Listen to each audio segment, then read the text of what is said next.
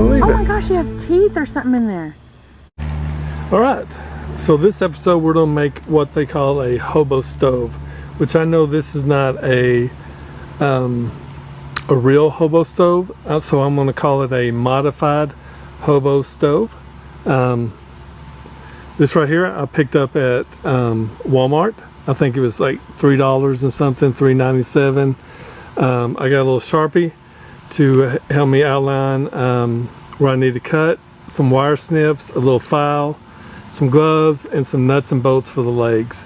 Also, I have a few other things that I might make a different type of legs for it than just the bolts and nuts that you see a lot of times. And also might do something with the top so my pan will sit a little bit more secure. But that's what we got. This is what we're going to try to do, and so let's get started. Alright, so the first thing we're going to do is take the Sharpie. We're going to draw where I want the hole to put the firewood in, or the little sticks and stuff like that.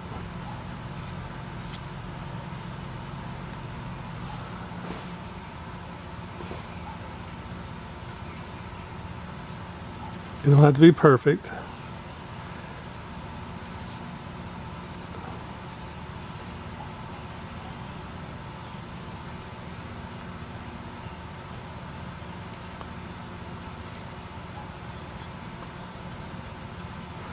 Something like that. I might go a little bit higher.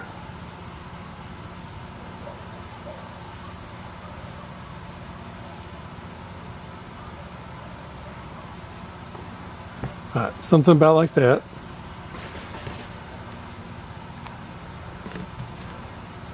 Then I'm going to take these tin cutters.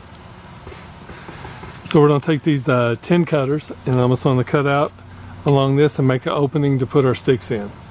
Okay, let me do that right quick and then we'll keep going. Alright, not too bad with these little tin snips. Actually kind of worked out pretty good. And that's where we'll put our wood. But right now it's got really sharp edges. So I'm going to take this file and this rotary tool and try to sand down the edges so I don't cut myself. All right, let's finish that and then we'll get back to it.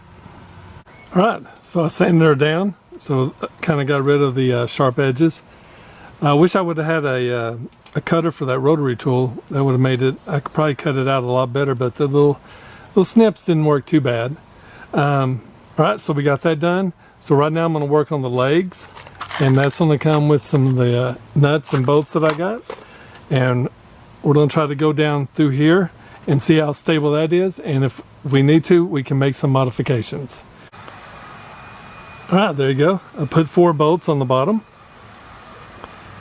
See down in there. Also, instead of the with the nuts and bolts, I actually put 2 flat washers on each bolt, one on the top, one on the bottom, just to secure it a little bit better. And my idea is that this will stick in the ground and still leave a little bit of airflow underneath, so it'll get a good fire. All right, now I'm going to work on the top, see what we can do there, get my pot and see how it's going to fit, and then we'll go from there.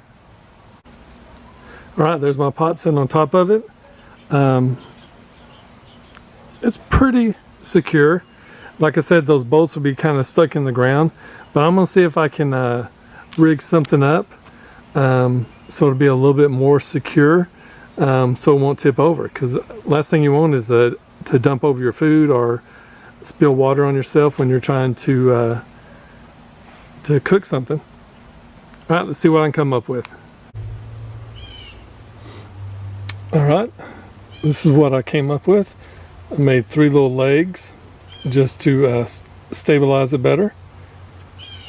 Also put 3 bolts on top, that way I could set a smaller pot inside of it and it would stay up. And now I'm going to try to figure something for larger pots to set on it. I know this is overkill, but yeah, I'm just trying to create something, and then we'll see if it works. All right, so only thing I really did was just add some more bolts on the top part so I could take a smaller can and sit down in there and it'd be real secure and would stand real level. So I think that's a great idea. I probably did a little overkill on the bolts, but better be safe than sorry, and you can always use them for something else. Like I said, it's got the 3 legs. It's got the spikes on the bottom kind of dig in the ground and still have an air gap underneath to get air to the fire. So the only thing left to do is to try this puppy out. All right, let's see if we can't build a little fire in there. All right, it lit really easy. I put a little bit of dryer lint that I had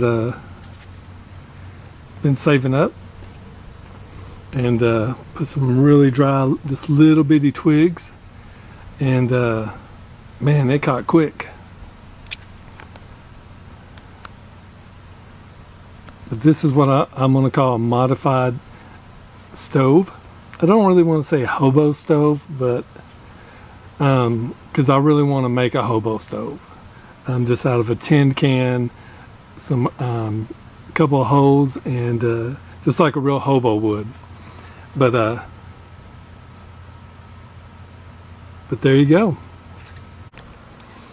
All right, that's getting pretty hot. You can see my the little pot fits on there perfect. If I can get a little smaller one, that will drop down into the stove.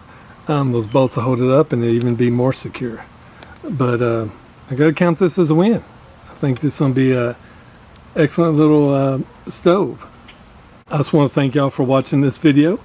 I've been wanting to do this video for a while now, and finally got around just to doing it.